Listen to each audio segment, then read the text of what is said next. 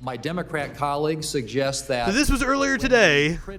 Instead of passing COVID relief, the Republican Senate was crying about how they're being discriminated against on social media, because that is a good use of their time. Get to decide what political speech gets amplified or suppressed, and it assumes that you're the arbiters of truth, or at the very least, the publishers making editorial decisions. That's a straw man argument. Nobody even, they're just a platform. They're an aggregate. Are the Democrats correct that you all are the legitimate referees over our political speech? Mr. Zuckerberg, are you the ref? Senator, I certainly think not, and I do not want us to have that role. Mr. Dorsey, are you the ref?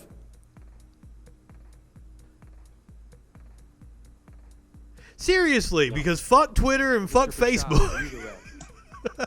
But I mean, the attacks against them leveled by the Republicans aren't legitimate. To protect users, but we really believe in support maximizing freedom of expression. I'll take that as 3 no's, and I agree with that. You are not the referees of our political speech. That's why all 3 of you have to be more transparent and fair. They are an aggregate of content. In your content selection algorithms, because at the moment it is, as I said, largely a black box.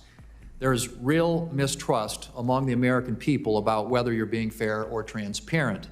And this extends to concerns. Now remember, as we're listening to this, I'm going to show you the truth post-election period if the results about how social media treats right-wingers here in just a second. Again, for my Democratic friends who keep using this really bad referee analogy, Google, Facebook, and Twitter are not the referees over our Who is using this referee analogy? You're the one that I heard using that. I referenced earlier includes provisions to give users due process and an explanation when content they post is removed.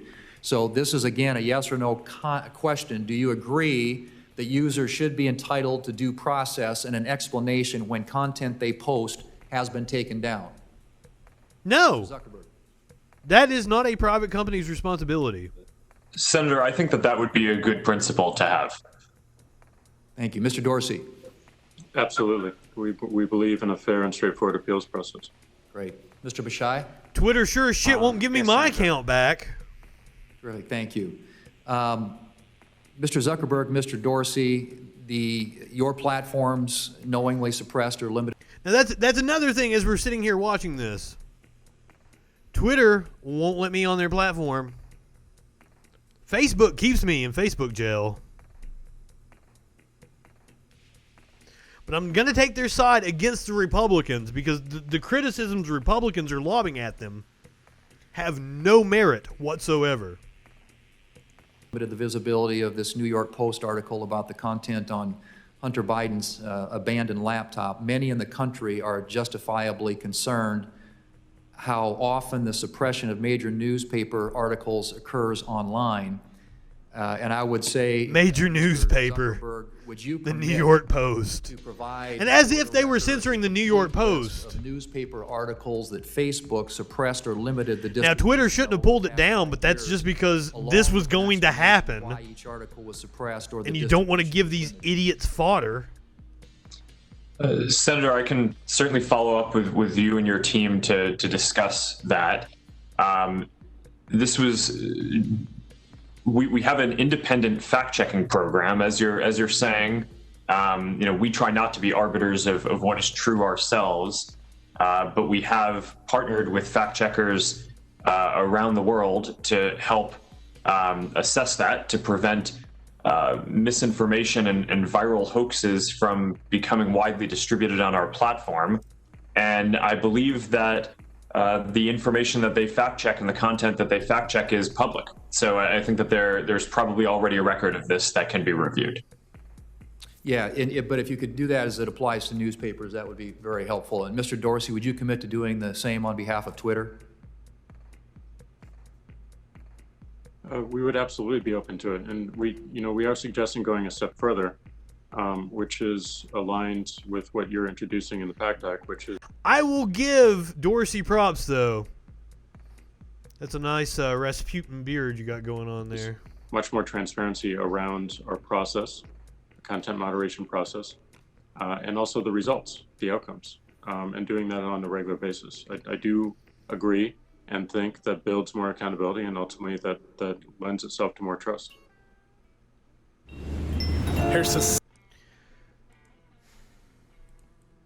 So now, more from this hearing.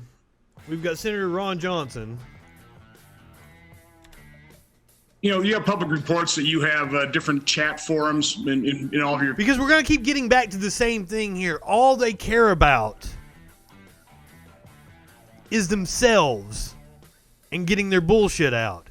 It's all Ron Johnson, and then we're going to watch Marsha Blackburn here, just whining about how they're being mistreated by the big bad tech companies.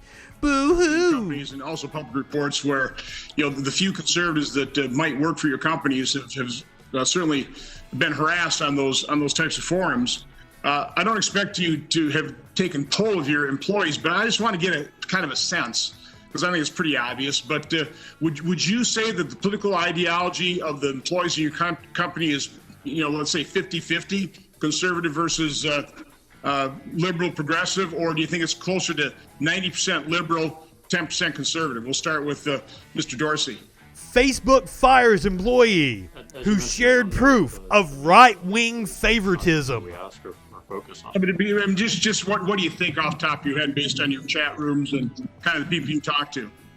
Not something I look for or look at. Right. Okay, Mr. Pichai. Senator, we have over 100,000 employees. For the past 2 years, we have hired greater than 50% of our workforce outside California.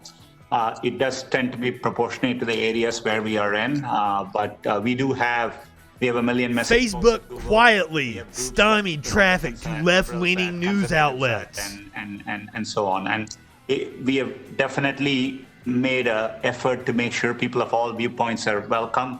So again, you want to, Mr. Zuckerberg, will you answer the question honestly? Is it 90-10 or 50-50? Which is it closer to?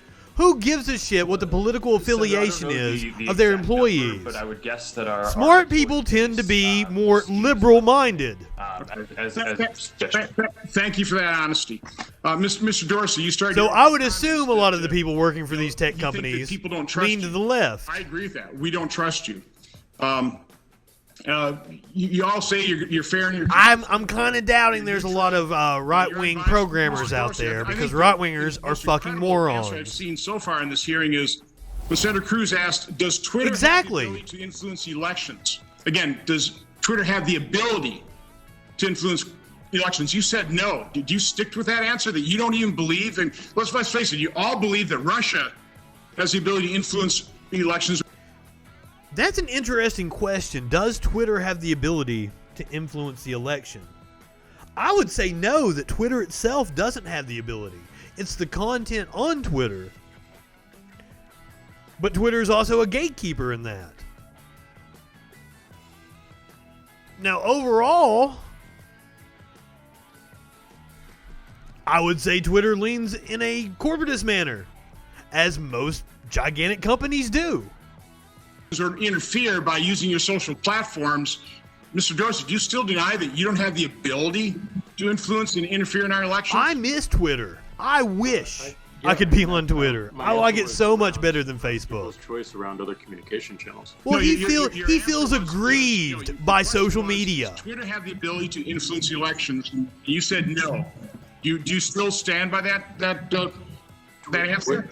Twitter is a company. I mean, it's like the article I shared out the other day. Right-wingers have a lower emotional intelligence. Senator Lee and I would call it censoring, you know, what you do with the New York Post. You don't think that censorship, that moderation... Brigade reporting is exactly what happened to me. Elections by withholding what I believe is true information from the American public, you don't think that interferes in elections? Not our current moderation policies. Our current moderation policies are to protect the conversation and the integrity of the conversation around the elections. Okay, for both Mr. Zuckerberg and Dorsey, who censored the New York Post stories or throttled them back, do either one of you have any evidence that the New York Post story is part of Russian disinformation, or that those emails aren't authentic? Do any of you have any information whatsoever they're not authentic, or that they are Russian disinformation? Mr. Dorsey. We don't. You know, so why would you censor it? Why did you prevent that from being disseminated on your platform? As producer Dave pointed out, it's too dumb to be Russian. And particularly true ideas. We believed it fell afoul of our hacking materials policy. We judged in a What moment. evidence did you have that it was hacked? They weren't hacked. We judged in a moment that it looked like it was hacked materials. You were wrong. Surfacing, and we updated our policy and our enforcement within 24 hours. Mr. Zuckerman? There's Zuckerberg?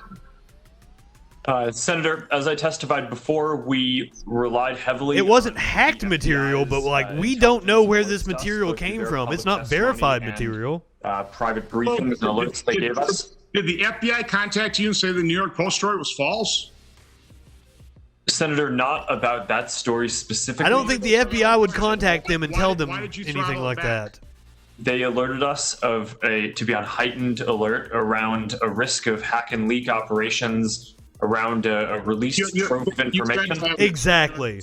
And Senator, to be clear on this, we didn't censor the content. We flagged it for fact checkers to review, and pending that review, we temporarily constrained its distribution to make sure that it didn't spread wildly while It was did. being reviewed. But then that's the Streisand effect. Of course it's going to spread wildly for you doing that. Interference, nor whether it's true. We rely on It's up the to you. FBI and intelligence and fact checkers to do Fine. that. Mr. Dorsey, you talked about your policies toward misinformation, and that you will block misinformation if it's about against civic integrity, election interference, or voter suppression. Let me give you a tweet that was put up on Twitter. It says, Senator Ron Johnson is my neighbor and strangled our dog Buttons right in front of my 4-year-old son and 3-year-old daughter.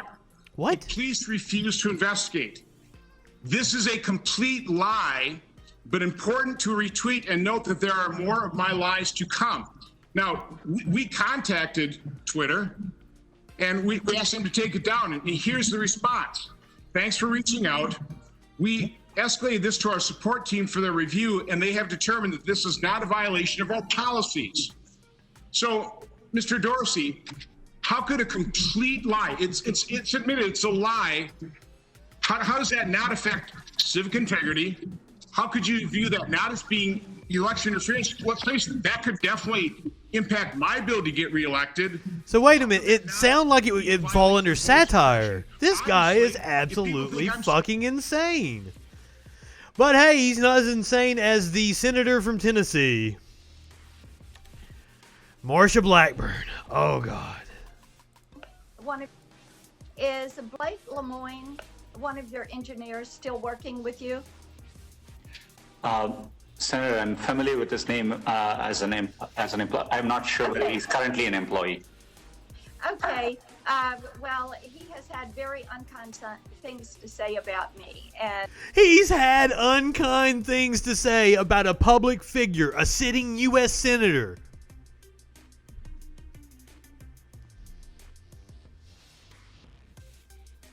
And these are the people that are constantly talking about censorship and cancel culture. The supposed free speech warriors. They're full of it. I was just wondering if you all had still kept him working there. All because he talked shit about her online.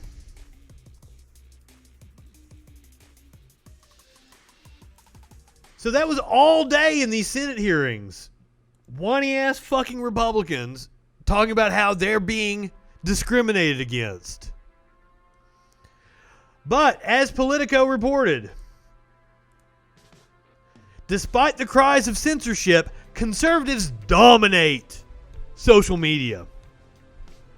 LifeSite News, Ben Shapiro, Dan Bongino.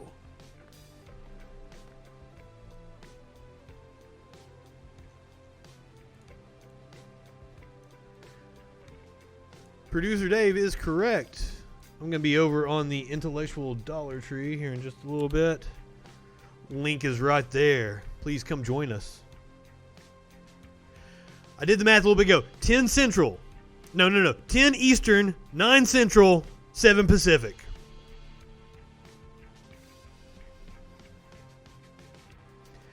Despite cries of censorship, conservatives dominate social media.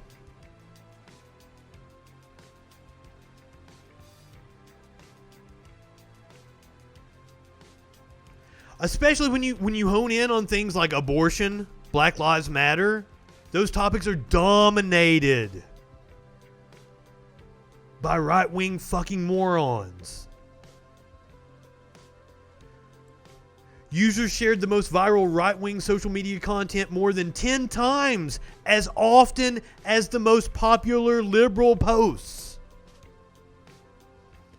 And there's a lot of bot accounts that are absolutely amplifying these messages. These aren't organic. People also shared conservatives' most read claims of rampant voter fraud roughly twice as often as they did liberals or traditional media outlets' discussion of the issue. Spinning mainstream media coverage on voting irregularities to elaborate conspiracy theories, taking anecdotal evidence and trying to extrapolate it out that's happening all over the country. You'll hear about dead people voting all the time. It's a fucking clerical error.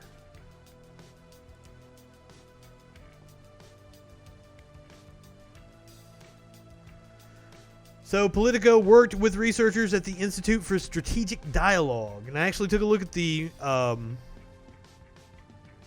actual report. Very interesting. A small number of conservative users routinely outpace their liberal rivals and traditional media outlets. I can prove it to you. Let's go over here. Let's take one of my favorites here on the Facebook, Dinesh D'Souza. Let's see how many times this motherfucker posts.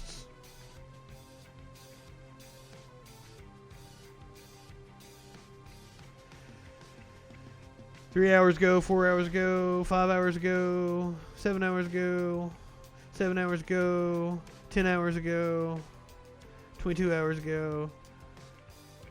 Not as many as I thought. So we're talking about 10, 15 times in a day.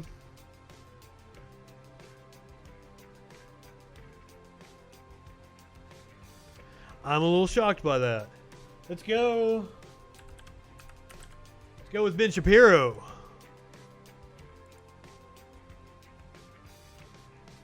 And they're all amplifying the same message. 8 minutes ago. Now this is going to be a hell of a lot of posting. 17 minutes ago. 17 minutes ago. 46 minutes ago. 47 minutes ago. 1 hour ago. This motherfucker posted 10 times in the last hour.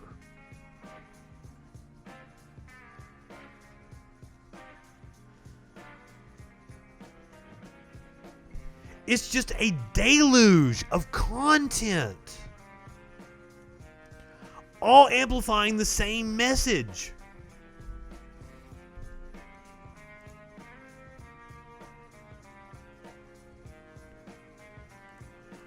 And yet they use a lot of rhetorical tactics. They'll focus on the personal.